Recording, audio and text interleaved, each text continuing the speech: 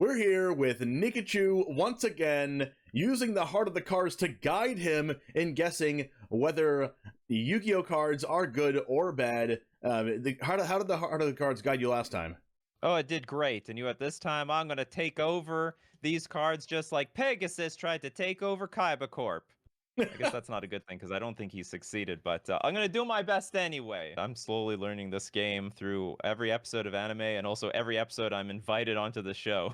Yeah, you had less words last time, and you asked for cards with more words this time, so I have more words for you. Yugioh is infamous for their novels on their cards. Yes, we're going to go from least words to most words today, starting with...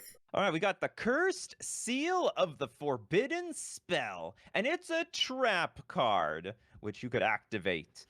When a spell card is activated, discard one spell, negate the activation, and if you do, destroy it.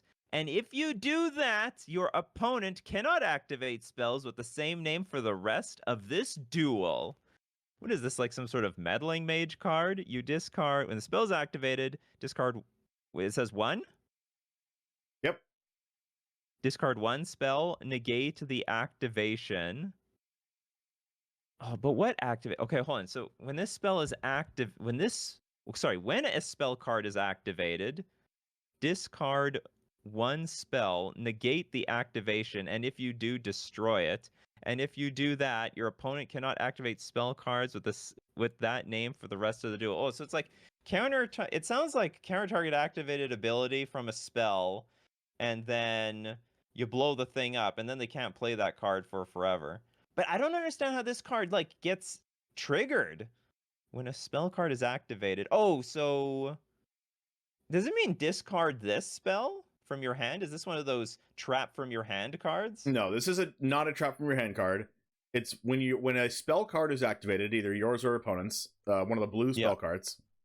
You activate this card in response to that, and then you have to discard a spell card in addition to the effect. Like a cost. Mm-hmm. And you blow the thing up, and it can So this costs 2 cards to basically deactivate. Okay, and how many copies of any particular card are you allowed to play in Yu-Gi-Oh? 3. You have 3. Oh. Same proportions as Magic the Gathering. We can limit ourselves to 4 in a 60 card deck. You can have 3 in a 40 card deck. That's math. Sounds about right. Yep. Just basic math. So this seems like an okay card, especially if it's up against like really good cards. And I'm sure the good cards have great activated abilities. But on the other hand, the really good cards might be limited. And there's like not much you can do. And if you destroy it, then you just blew it up, and that's all you have to do. And certainly maybe blowing up that one creature could be done for less cards. But this is still a trap card.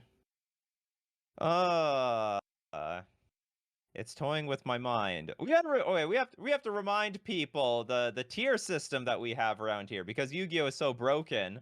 It starts at tier 1, and when it gets stronger at tier 0, and at the highest point, tier -1 is the most broken of all broken Yu-Gi-Oh cards. This one was a little mean. It's pretty hard to evaluate. It's hard to evaluate, but it's sort of straightforward. If something activates, what is considered an activated ability of a Yu-Gi-Oh card? Like if it has an ETB, is that an activated ability? Oh, this is not respond to activated abilities. It responds to spell card activations. What the hell is that? You mean like when a spell card is like a counter spell? It's a counter spell. This is a counter spell that only it's like a counter spell that only counters instants and sorceries, basically. Oh, we have tons of cards like so it's basically for the non-creature spells. It's like negate. It's like Test of Talents, but you have to discard a card. Yeah, but you have to discard. But you have to discard an instant and sorcery to use it. That is terrible. I think this thing is trash. If it is that absolutely narrow, it's trash in Magic, and I imagine it probably is still trash in Yu-Gi-Oh. I'm gonna give it tier 1. It is a tier 0.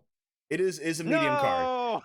Only for the fact that it's usually not played in competitive Yu-Gi-Oh, but it was a very good card in the sideboard for a pretty long time. So I can't give it a tier 1. I have to give it a tier 0. So historically was pretty good. It can be good right now, especially against cards that you really, really, really don't want activated against you, like really powerful going second spells like Dark Hole or Raigeki. You could do that, but there's just better cards than this. So it is a tier. You're right that it is pretty bad right now. And I'll take that. I have to give it to you that this is not played right now. And if we're judging this based on if it sees play right now, you're correct. In the history of Yu-Gi-Oh!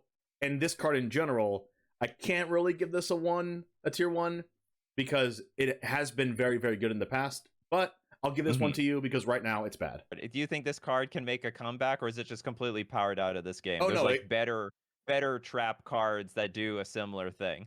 No, this is so narrow, but the fact that it's so narrow makes it really, really, really good when it can be useful. So if there's a deck that relies off of one spell and you're playing a spell deck by yourself, like say you're playing a mirror match and your whole deck's instant and sorceries, and it's a really, really, really good deck, and you can use this in the mirror match, sideboard it in for going first, and then flip this up, discard your spell, stop their spell for the rest of the game, and now you have your broken spell.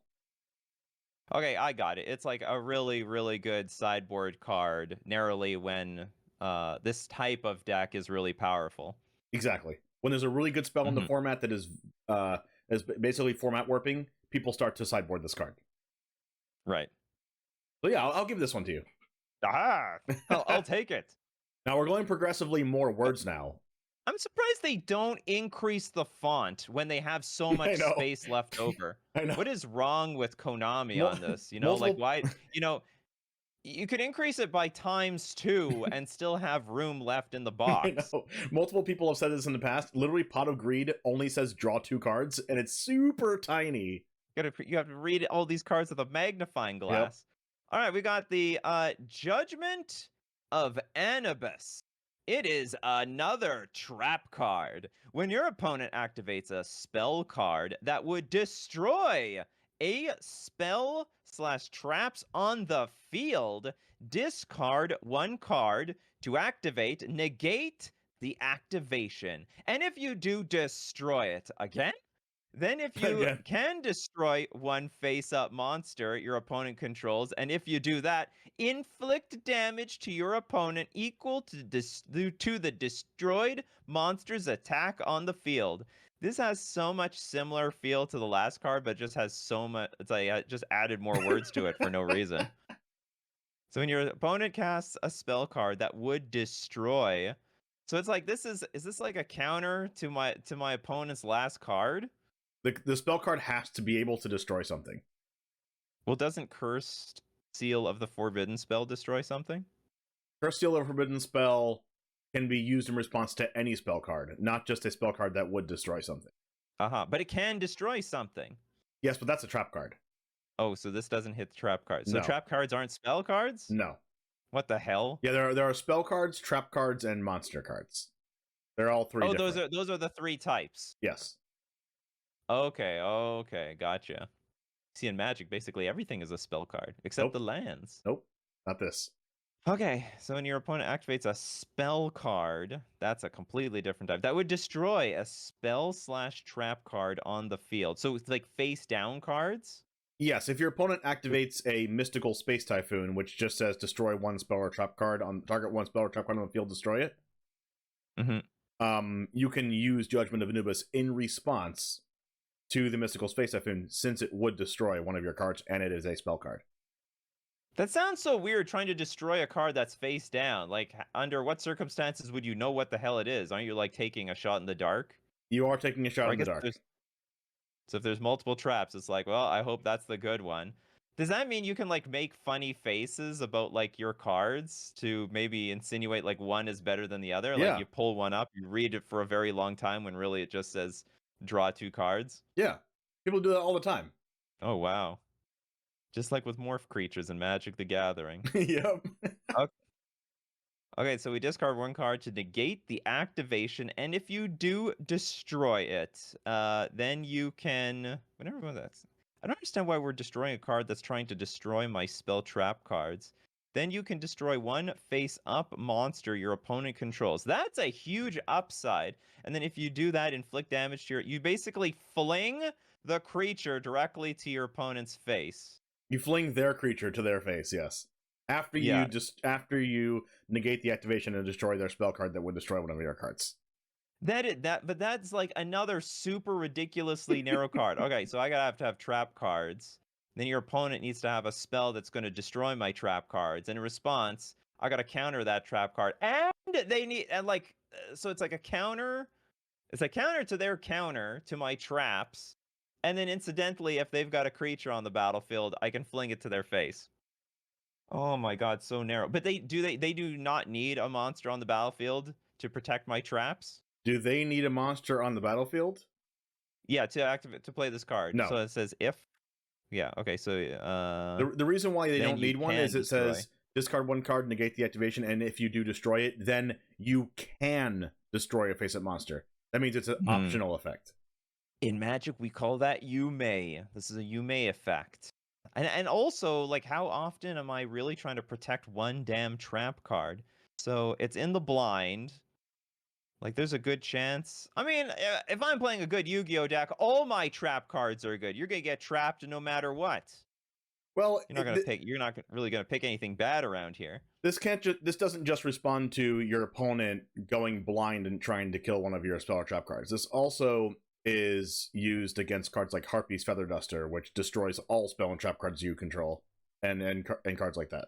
Is that a sweeper? It is a sweeper for spells and trap cards, yes. So you can use this to negate and destroy their sweeper, and then destroy their monster, and then inflict damage equal to its attack to your opponent. When you say, like, it's a sweeper for all spells and trap cards, that sounds like you're saying there's a sweeper for instants and sorceries, which just, like, breaks my brain a little bit. Yeah, it doesn't, like, make any sense to me. It's like thought distortion. Yeah, I guess so. But it's on the field. Yes. It's like thought distortion, spells are on the field. They're on the battlefield. Your instants and sorceries have to be in your hand in Magic. In Yu-Gi-Oh, you can just set those on the battlefield.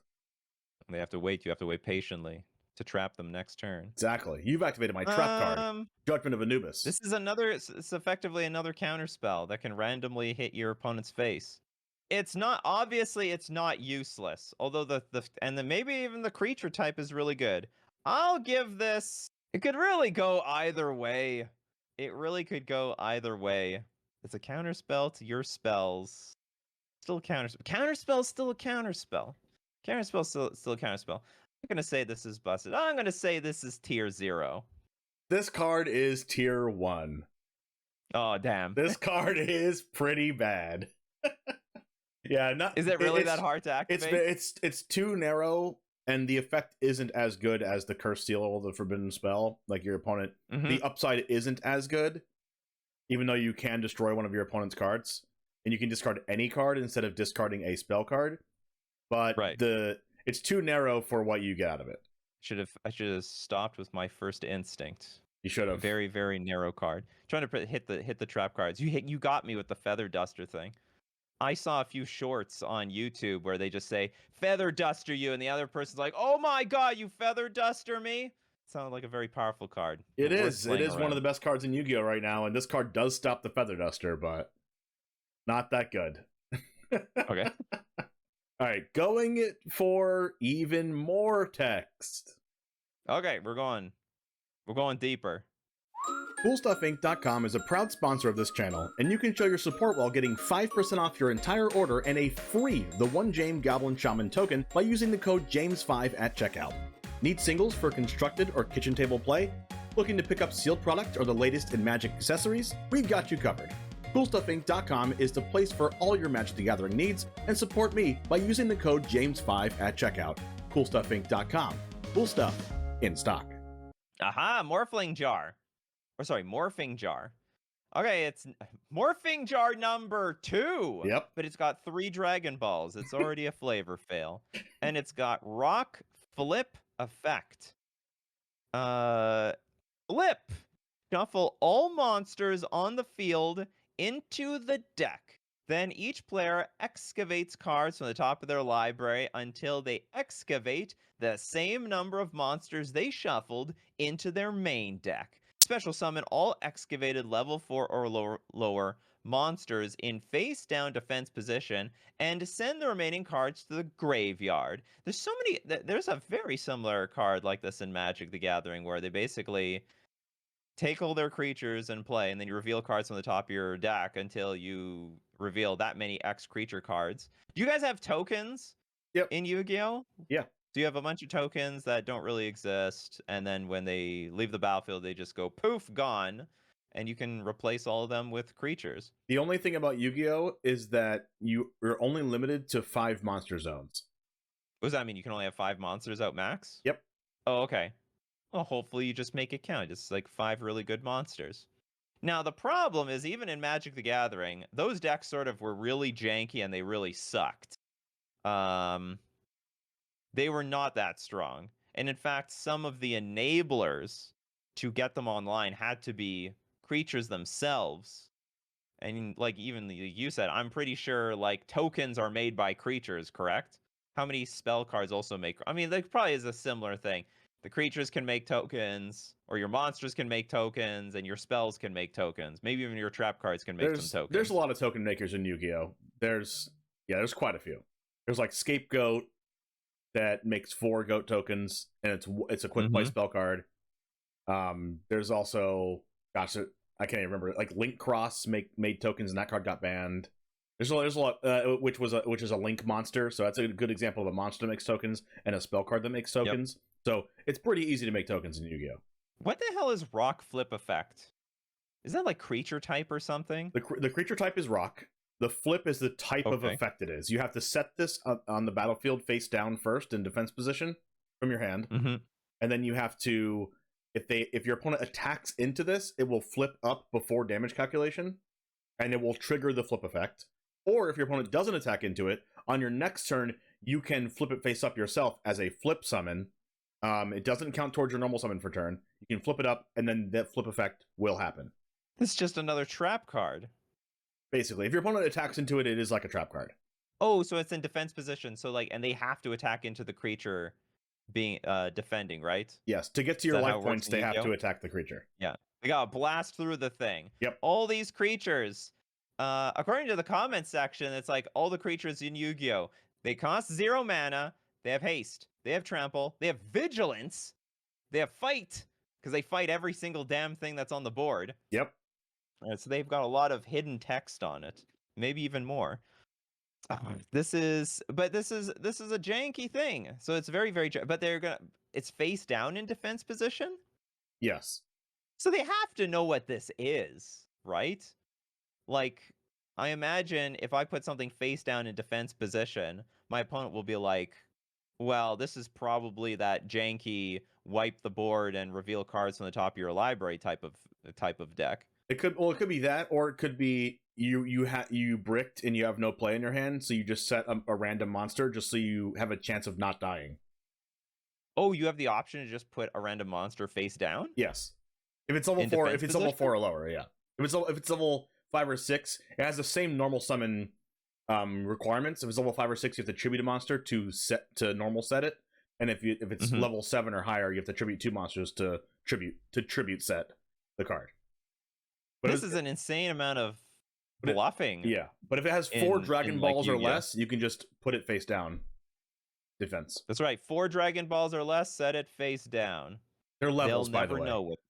But we can call them Dragon Balls. They're levels. I'm calling them Dragon Balls for as long as I keep getting invited to this show. Then each player excavates cards. See, I never saw this effect happen in the anime yet. They didn't get to a point where they like wiped out their board and then revealed cards on the top of their library. I'm assuming that's what excavate means. Excavate is like reveal. Yeah, excavate, reveal cards till you find enough monsters and replace them all. And but it also works the other way around. It works for each player. It's not just you. I'm assuming though that if you build your deck appropriately, I can't with good conscience say this is good. It's not good in Magic. Why the hell would it be good here? Because you sort of still need to fill your deck with a bunch of garbage to enable this. And it's face down. I'm sure you can destroy this. no matter what it is. You don't have to, and like if you don't have to attack into it. I'm gonna say this is tier 1. Okay. Before I tell you the exact answer to this, I have to tell you that this card did get banned at one point. Oh god.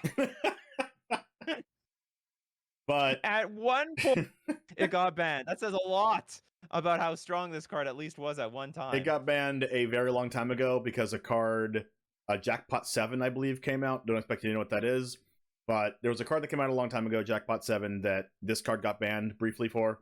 But this card came back off the ban list and has been off the ban list unlimited. You can play 3 of it ever since. And this card is tier 1. It is bad. It's one of those cards like, I don't know, Juzam Dejin, super powerful and busted at the time, but like these days, it's absolutely pathetic. Yeah. No one would dare shed an eye at Oh yeah. Juzam Dejin If someone today. sets a Morphing Jar number 2 in competitive Yu-Gi-Oh! And you attacked into it, it would be so funny. It would be so funny. I would was just looking up old net decks of this jar, and they're like, "Oh my god, this thing's legal." I would actually concede to my opponent if I attacked into this and they actually said it and it resolved and it was good. I would just concede the match to them right away. Good jar. Good job. We're going for You slightly more morphing text now. Morphing jarred me out of the game. We're going for slightly more text. You might have seen this in the anime. The Seal of Orichalcos. Okay, just It's based a on the way you pronounce spell that, you have card. not seen it in the anime. Yeah, I don't think so. All monsters you control gain 500 attack. Once per turn, this card cannot be destroyed by card effects. While you control 2 or more face-up attack position monsters, your opponent cannot target your monsters with the lowest attack for an attack. Oh, so they can't attack with their lowest powered creature. That's what it means? While you control 2 or more They face-up can't attack position monsters, your opponent can't target your monster or monsters with the lowest attack for an attack. Oh, hold on, they can't attack my lowest attacking Right. monster? Oh, I see, okay. So my smallest monster has protection from their opponent's monsters.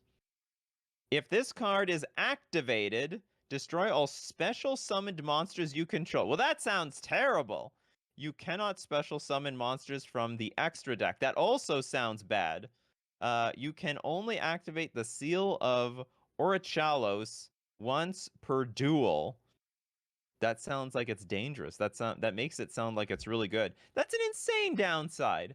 I can't special summon my monsters, and apparently I can't special summon special summon from the extra deck. What is the extra deck? It's like some secondary deck with a bunch of busted cards in it. Yes, it's like a 15-card companion zone. Like you always have access to. What the hell? Yeah. What's the point of having a regular deck when you have access to the 15-card companion zone with like the best? How do you get cards from there?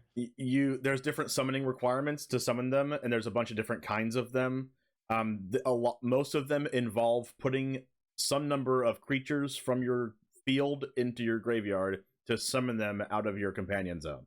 That's ridiculous. So basically, it's a 15-card hand that you have always on you. Yes, but there's requirements to cast them, basically. Yeah, that's fine. Whatever. We have requirements in Magic. Sometimes you have to sack a creature to get a creature in play. You do what you got to do around here. Yeah. So this buffs up crappy creatures, if I understand this correctly, because you're probably not, you have to destroy all your special summoned creatures. So it's only buffing garbage. But they're really strong because they cannot be destroyed by card effects. While you control 2 or more face-up attack position monsters, your opponent cannot target your monsters with the lowest attack for an attack. So they can't even attack my garbagest monster. And if this card is activated, destroy all special summon monsters you control.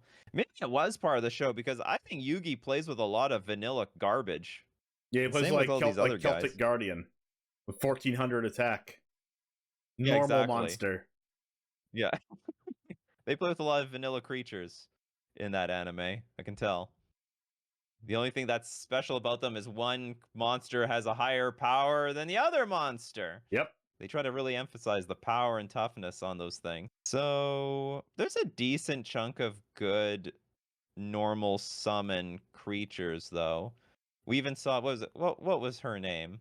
First one, it was like I think she was 3 Dragon Balls. Opponents can't play trap cards so long as we don't play trap cards. Opponent can't play trap cards as long as we don't play trap cards. Wait, from the first video? Yeah, from the first Oh, video. Denko Sekka. Yeah, Denko Sekka. So that's a normal summon card, right? Yep.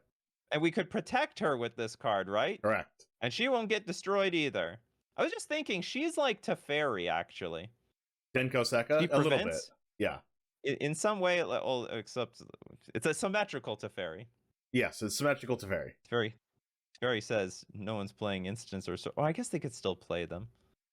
Okay, forget it. It's not really like Teferi. Well, you can play sorceries. They just can't really play instants.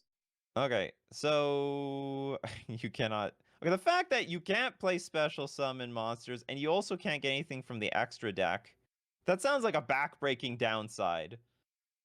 I cannot see at all how giving your stuff 500 plus attack, all monsters you control get 500 plus attack. Big deal. You're going to have 5 out at most. That's 2,500. We start at 8,000 life points. And once per turn, this card cannot be destroyed. No. There's no way we're sacrificing the extra deck for this. I say this is tier 2. Oh my gosh. I think this card is so bad and the sacrifice is so large. You have a 15 card companion zone and you're going to give that up for this thing? No way. Okay. This card was played at one time because there's something in Yu-Gi-Oh called stun decks. But you're on the right track with talking about Denko Sekka. There's cards that is just a normal summon that says neither player can special summon monsters unless they special summon a light monster, and they have one of those for each attribute. And you can just normal summon one of those, play the Seal of Orichalcos, and you just never have to special summon or summon out of your extra deck for the entire game. All you have to do is summon this monster, tell your opponent that they can't play the game, and then just keep hitting them in the face with the card that says you can't play the game. It's like having a Teferi Time Raveler in play. Deck. It's for a prison deck, yes. But prison decks aren't good in Yu-Gi-Oh, so this card is not good. But it was played at one point, so I have to give it a tier 1, not a tier 2, but it is a tier 1. But you're right in thinking that it's terrible. It's terrible. I will say it will be a very dark day for Yu-Gi-Oh when the stun deck starts taking over, because that will be an absolute miserable experience. We had a stun deck in Magic the Gathering that at one point was really taking over. Maybe not taking over, but it was a really dominant deck. It was called Lantern Control, and it stunned you from doing anything. It was an absolute miserable experience. Fortunately, got some cards out of it banned, and there were some other decks that were really good versus it. So we don't see it anymore, and thank God. All right, are you ready for the most text on the video? All right, I'm ready. Yeah, let's go read a bedtime story to somebody. Here's the bedtime story. Hopefully, it won't bring nightmares. The fantastical dragon Phantasme for 7 Dragon Balls. It is a dragon effect, which means it's a dragon. I still don't understand the point of an effect on these creatures. Why can't it just say dragon? Because there's normal monsters like Celtic Guardian. Oh yeah, apparently. Okay, so this is a very strong type of monster. If your opponent special summons a link monsters... Okay, if they summon a link monsters, except during the damage step, you can special summon this card from your hand. Draw cards equal to the number of link monsters your opponent controls, +1, does it say? Yep. So if they have 0, you still get something. Then shuffle cards from your hand into the deck equal to the number of link monsters they control. When your opponent activates a card or effect that targets a monster you control, which is a quick effect, you can discard 1 card, negate the activation, and if you do, destroy it. You can only use the effect of Fantastical Dragon Phantasme once per turn, but you only need it once per turn. You basically like refill your hand. Or hold on, do you draw cards and you put cards? Oh, hold on, is this like some sort of weird brainstorm where we draw cards and then we got to put cards back? It is a brainstorm, but it's contingent on your opponent summoning a specific type of extra deck monster, a link monster. Oh, who cares? They're gonna play that extra deck monster. Who doesn't play extra deck monsters? Well, it's that specific companion zone. It's that specific type of extra deck monster. There's like 5 or 6 of them, different types. Oh, okay. Like there's link monsters, synchro monsters, fusion monsters, exceed monsters. There's a lot of different kinds. Pendulum monsters. What's special about a link monster? What does it do? What's special about a link monster? That's a lot to explain.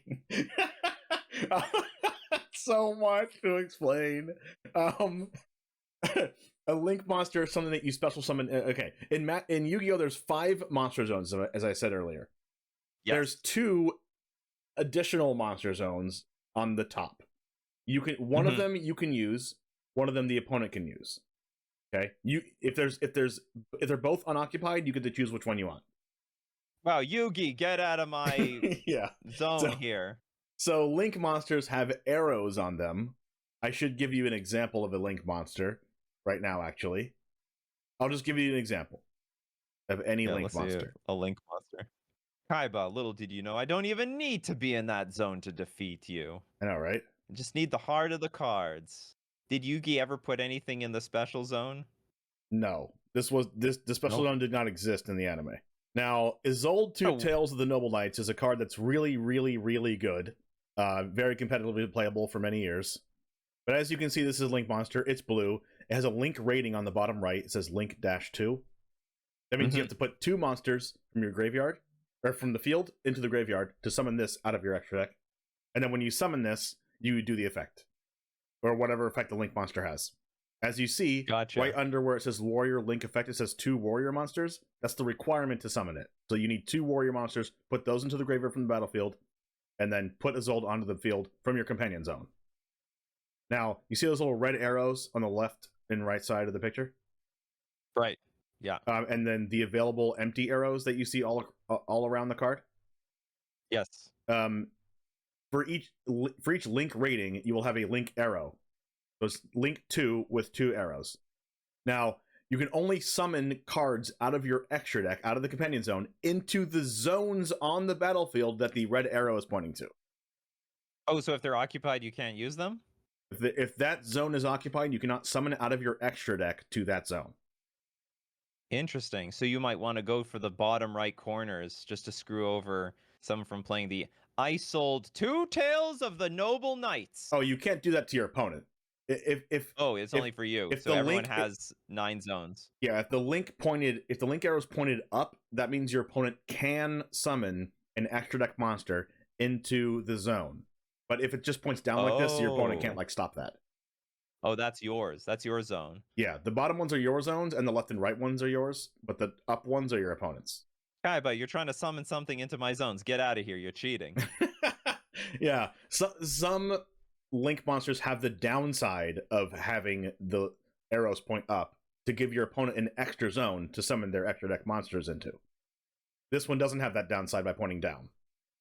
Okay, here's the thing that really sells me on this fantastical dragon Phantasme is that it only hits the link monsters, but those so it could be like Kaiba can complain to Yugi, how on earth can you play this fantastical dragon Phantasme? It's so narrow, it only hits my link monsters. But then Yugi can say, I know you're going to choose that link monster from your extra deck. You have it available at all times. Okay, I'm giving this tier -1. This is a tier -1. Yes. It's a good card. It's big, too. It's 2,400. I should just add that in the end. It's big, yes. This is a good card. It goes in and out of preference in play based on how many link decks there are in the meta. So it's kind of meta dependent.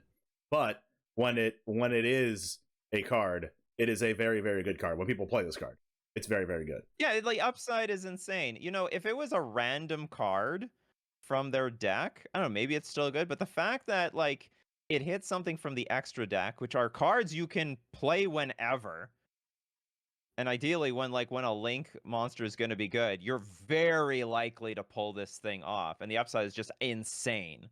Yeah. It's just insane. Yeah, you get a free monster, you get a free negate by discarding a card something targets, and you also get to sculpt your hand. Cards. Yeah, sculpt your hand like a brainstorm. Yeah, well, I mean, Brainstorm. Brainstorm is broken in Magic the Gathering. I imagine it would still be similarly broken in this game. Yes. That apparently has really hard at drawing cards. You banned a draw 2 cards card. Yes. So draw 3 is People very, very getting greedy with the Pot of Greed. Yeah, aha, I see what you did there. Did they play Pot of Greed in the anime? I haven't seen it yet. I need 2 cards. I need 2 cards off the top of my deck. What on earth can save me here? Because I'm only drawing 1. Dun, dun, dun. The Pot of Greed. I draw. Now we're sweating one more time, boys and girls, and then ta-da! The exact last 2 pieces of the Exodia to finish off my opponent. Exactly. See, you've watched the anime. You know how the heart of the cards works.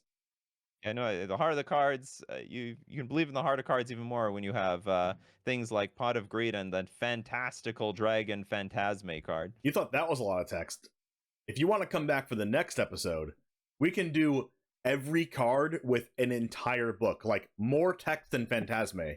The real question is, do you guys want to see me read cards with even more text than this? We have where the picture shrinks to this thin rectangle at the top because the rest needs to be filled up with words. No keywords in Yu-Gi-Oh! You got to read every little piece one word at a time. The Yu-Gi-Oh! Anime has taught me everything I know, and you know what? So far, it has not led me astray. And you know what to do. If you like this and like some cards that we did and like Nikachu, go ahead and leave a comment down below. Subscribe to the channel if you want to see more stuff like this, and like the channel as well, because that goes a long way helping this reach more and more people. Thank you, Nikachu, for coming on once again, and I'll see you next time.